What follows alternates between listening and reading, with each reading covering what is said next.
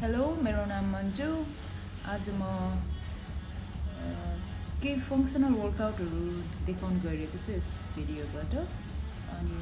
यो first workout चाहिँ hip thruster भन्छ यसलाई मैले बारबेल राखेर गरेको छु तपाईहरुले डम्बेल राखेर पनि गर्न सक्नुहुन्छ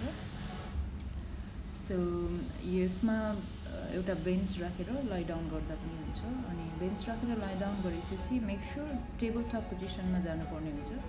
टेबल टप पोजिसनमा पहिला बडीलाई एडजस्ट गरिसकेपछि स्पाइनमा एडजस्ट गरिसकेपछि अनि मात्रै एक्सर्साइज सुरु गर्नु होला प्रोग्रेस हुँदै गएपछि तपाईँ जब स्टेबल हुनुहुन्छ दुईटा खुट्टा अनि त्यसपछि बिस्तारै प्रोग्रेसिभ उसमा जाने मोडमा जाने अनि च्यालेन्ज दिने ग्लुट्सलाई च्यालेन्ज दिने यसमा ग्लुट्स मात्रै नभएर काफ अनि hamstring muscle पनि उत्तिकै काम गरिरहेको हुन्छ किनकि they all have to push the posterior chain they all have to work together to push the pelvis up यस पछाडि मैले बाइसेप्स फेरि बारबाटै गरेको छु मलाई जहिले पनि अप्पर बडी र लोवर बडी एकैचोटि ट्रेन गर्न मन लाग्छ अनि मान्छेहरूले चाहिँ अब अप्पर बडी भिन्दै दिनमा र लोवर बडी भिन्दै दिनमा गर्छ अनि आई थिङ्क रेगुलर एक्सर्साइज गरिराख्ने मान्छेहरूलाई चाहिँ अब म चाहिँ त्यही नै सल्लाह दिन्छु थोरै थोरै गर्ने तर सधैँ नै गर्ने राम्रो लाग्छ अब unless you are in the body building side it's different होइन बडी बिल्डिङतिर चाहिँ अब एउटै मसल्स ग्रुपलाई धेरै फोकस गरेर अब 2-3 आवर्ससम्म अप्पर बडीहरूलाई त्यसरी गरिरहेको हुन्छ अनि रेगुलर अब थोरै टाइम छ भने चाहिँ 1 आवरमा हामीले स्प्लिट गरेर एक्सर्साइजहरू गर्नुहुन्छ सकेसम्म यसमा एल्बोलाई लक गर्नु होला यस्ता साइडमा अनि लक गरेपछि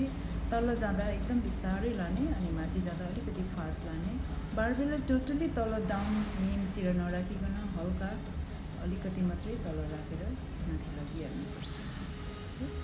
त्यसको साथसाथै यसमा फेरि डम्बेल्सको सेट पनि गरेको छु मैले किनकि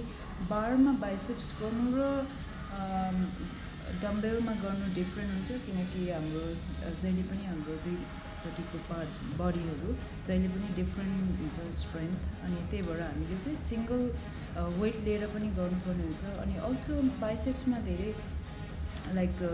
लङ हेड सर्ट हेड हुन्छ अनि त्यही भएर हामीले डिफ्रेन्ट एङ्गलबाट ट्रेन गर्नुपर्ने हुन्छ यसमा पनि सेम रुल हुन्छ तल जाँदाखेरि अलिकति स्लोली अनि माथि आउँदा अलिक फास्ट गर्नु होला you can do like you can count like 1 going up and go down चाहिँ like 1 2 3 something like that so just go slowly अब बडी अलाइनमेन्ट पनि त्यस्तै मिलाउनु पर्ने हुन्छ एक्सर्साइज गर्दा सकेसम्म स्पाइनलाई इरेक्ट गर्ने अनि सकेसम्म त्यसलाई ब्याकलाई चाहिँ राउन्ड नगरिकन बस्नु होला बस्दाखेरि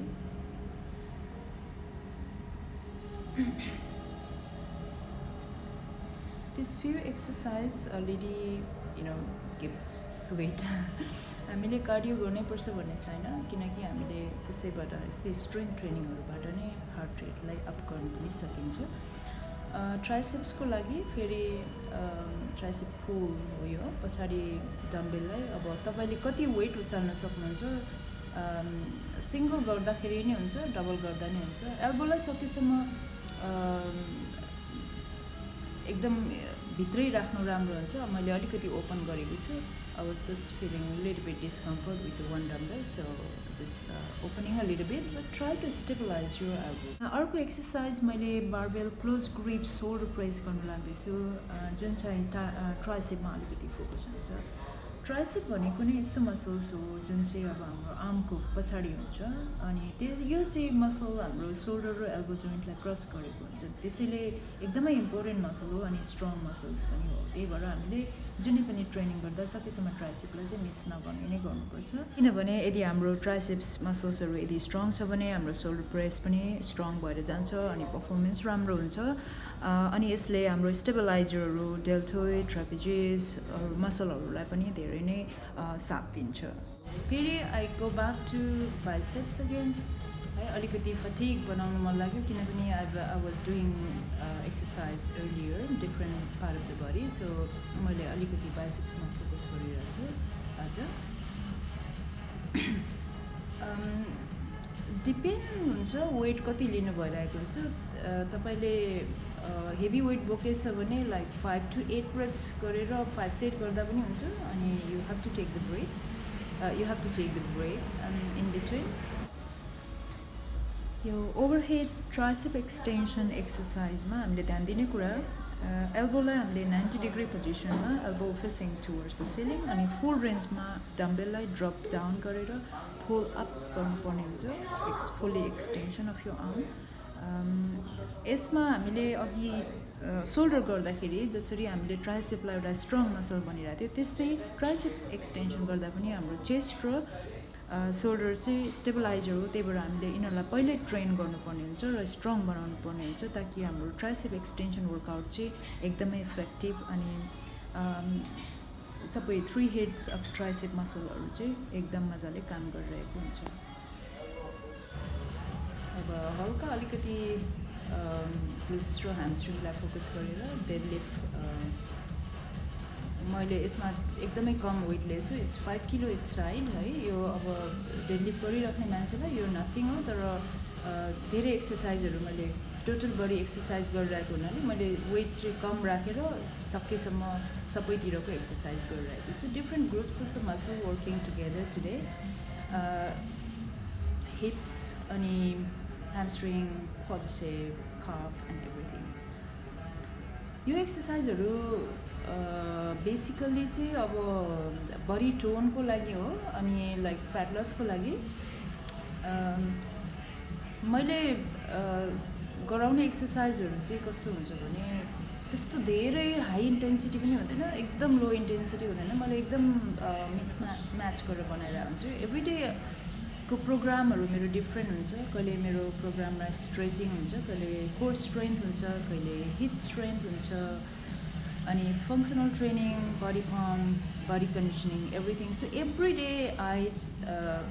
हेभ टु प्रोग्राम डिफ्रेन्टली अनि कस्तो हुन्छ भने यसरी प्रोग्रामहरू गर्दाखेरि चाहिँ डिफ्रेन्ट सेपको बडी भएको मेम्बरहरूलाई चाहिँ एकदम इफेक्टिभ हुन्छ जस्तै अब कोही मान्छेहरू चाहिँ अब अलिकति स्लिम छ उनीहरूलाई चाहिँ अब अलिकति कोर मात्रै गर्दा हुन्छ होइन हामी जस्ट अब टोन मात्रै गर्नु आएको हो भन्नेलाई पनि यस्तो एक्सर्साइजहरूले एकदम हेल्पफुल गर्छ अनि अब फ्याट लस गर्नेहरू पनि एउटै ग्रुपमा भएर हुन्छ जस्तै अब 100 किलोको मान्छेहरू पनि यहाँ हुन्छ अब उनीहरूलाई अलिकति डिफ्रेन्ट टाइपले मैले त्यही एक्सर्साइजलाई अलिकति प्रोग्रेसिभ या अब हुन्छ नि त्यसरी नै गरिरहेको हुन्छु जस्तै अलिकति वेट राखिदिएर होइन गरिराखेको हुन्छु अनि त्यही भएर हाम्रोमा त्यस्तो केही पनि कम्प्लेन्ट्सहरू चाहिँ हुँदैन प्रोग्राम एकदमै एट्र्याक्टिभ हुन्छ अनि जस्तै हामीले अब कसैले हामीलाई रिक्वेस्ट गर्यो भने हामीले प्रोग्राम बनाएर दिने गरेको छ यसरी नै भिडियो खिचेर या अब क्युइङ गरेर कसरी हुन्छ होइन लेखेर हुन्छ तर अब लेखेर दिएको प्रोग्रामहरू चाहिँ अब कसरी टेक्निकहरू लाउने त्यो कुराहरू थाहा भएर हुँदैन त्यही भएर लाइभ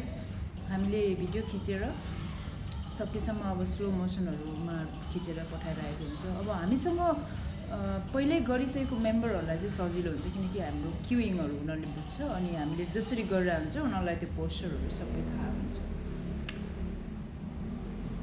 अनि अब यहाँ देखिसक्नुभयो मैले धेरै भेराइटीहरू हालिरहेको छु तर मैले यसमा कोड चाहिँ राखेको ल यसमा मैले कोड पनि राखेको रहेछ है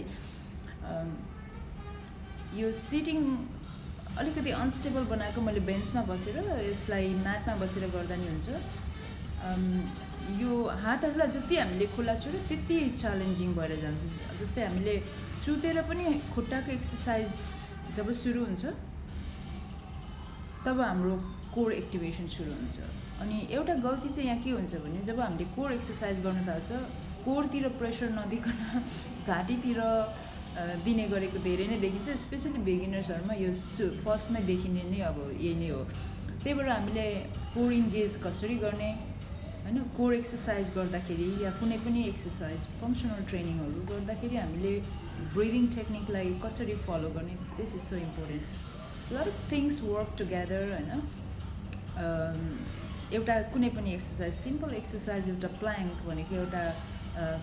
जस्ट अब हामीले पोस्टेरियर चेनलाई अलिकति स्ट्रङ बनाउनको लागि चाहिँ हामीले प्लाङ्कबाट एक्सर्साइजहरू बिगिनर्सलाई सिकाउँछ एउटा प्लाङ्कमा जाँदाखेरि हामीले कति कुराहरूलाई ध्यान दिनुपर्ने हुन्छ। जस्तै एउटा आइसोमेट्रिक कन्ट्र्याक्सन वर्कआउट हो प्लाङ्क भनेको। त्यही भएर एउटा सिम्पल देख्दा सिम्पल एउटा अचल देख्ने कुरालाई पनि हामीले कति कुराहरू फोकस गरिराख्नु पर्ने हुन्छ। त्यो कुराहरू हामीले फर्स्ट डेमा सिकाउँदाखेरि member almost like this is not for me भनेर पनि भन्नेहरू हुन्छ होइन। अब त्यही भएर हामीले आफ्नो लागि हो दिनुपर्ने यो अलिकति टाइम र अलिकति एउटा उमेर गइसकेको मान्छेहरूको लागि चाहिँ कस्तो हुन्छ भने अब यस्तो उमेर भइसक्यो किन सिक्ने भन्ने पनि हुन्छ। तर only thing we can give to our self or gift to our self is health होइन। हेल्दी लाइफस्टाइलमा जानुको लागि हामी 50 इयर्स 60 इयर्स चाहे जतिसुकै वर्षको होस् त्यो कहिले पनि ढिलो हुँदैन। तर कस्तो भने अब ढिलो त हुन्छ तर पनि कुनै पनि कुरा सिक्नको लागि ढिलो हुँदैन, किनकि बाँकी भएको जीवन चाहिँ हामीले हेल्दी भएर बाँच्नु नै राम्रो हुन्छ। यस्तो एक्सर्साइजहरू गर्नाले हामीले हेल्दी लाइफस्टाइल मात्रै नभएर धेरै कुराहरू अचिभ गर्न सकिन्छ। हाम्रो न्युरोमस्कुलर एफिसियन्सीहरू चाहिँ इन्क्रिज हुन्छ। जब त्यो हुन्छ तब हाम्रो सोच्ने शक्तिहरू नै डिफ्रेन्ट हुन्छ। हाम्रो नेगेटिभिटीहरू जान्छ। हाम्रो जुन the way we think it's different. Exercise गरेपछि हामीले क्रोनिक डिजिजहरूबाट धेरै टाढा हुन्छौँ। हामीलाई एउटा एक किसिमको खुसी हामी आफैले ल्याउन सफल हुन्छौँ। त्यही भएर अलिकति दिनमा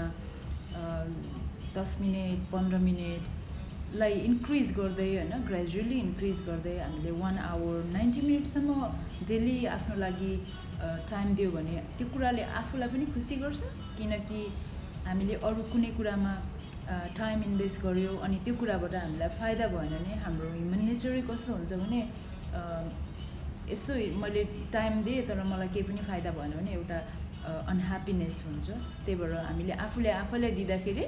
रिजल्ट पनि देखिन्छ अनि रिजल्ट देखेपछि हामी आफै खुसी हुन्छ। हामीले लाउन मन लागेको कुराहरू लाउनु सकिन्छ। अनि लाइक खानेकुरामा हामीलाई अवेरनेसहरू सबै बढ्नु थाल्छ। अनि त्यसरी गर्दाखेरि हामीले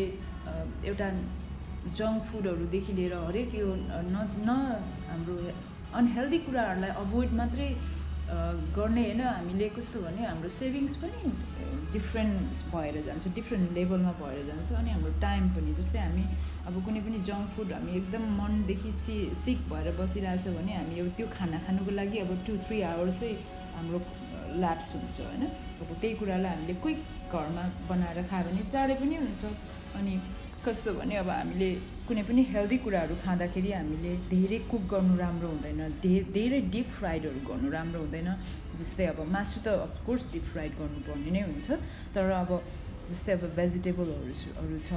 भेजिटेबलहरूलाई हामीले डिप फ्राई गर्नु बित्तिकै त्यसमा भएको भिटामिनहरू जान्छ। अनि त्यही भएर हामीले सकेसम्म अब तेल कम गर्ने, नुन राम्रो खालको खाने, थोरै खाने, अनि सकेसम्म बोइल चिज अनि हल्का अब स्टिर फ्राइडहरू मात्रै त्यस्तोहरू मात्रै ग्रिल फुडहरू खाने बानी गऱ्यो भने हाम्रो टाइम पनि कम भयो अनि हामीले धेरै टु मच मसलाहरू हालेको त्यस्तो पनि अब खर्च पनि बच्छ होइन। टु मच मसला पनि खानु पर्दैन। त्यही भएर यस्तो एक्सर्साइजहरूलाई तपाईँहरूले रेगुलर लाइफमा गर्नुहोस् अनि सायद तपाईँले चाँडै नै आफ्नो जीवमा धेरै नै भिन्नता देख्नुहुनेछ र अनि तपाईँ आफ्नो बारेमा आफै खुसी पनि हुनेछ। केही तपाईँलाई एक्सर्साइजहरू त्यस्तो गर्नु मन लागेको छ र केही तपाईँहरू हामीबाट हेल्प चाहनुहुन्छ भने हामीलाई मेसेज गर्नुहोला या हामीलाई कमेन्ट्समा लेख्नुहोला। We will be so happy to guide you through and support you.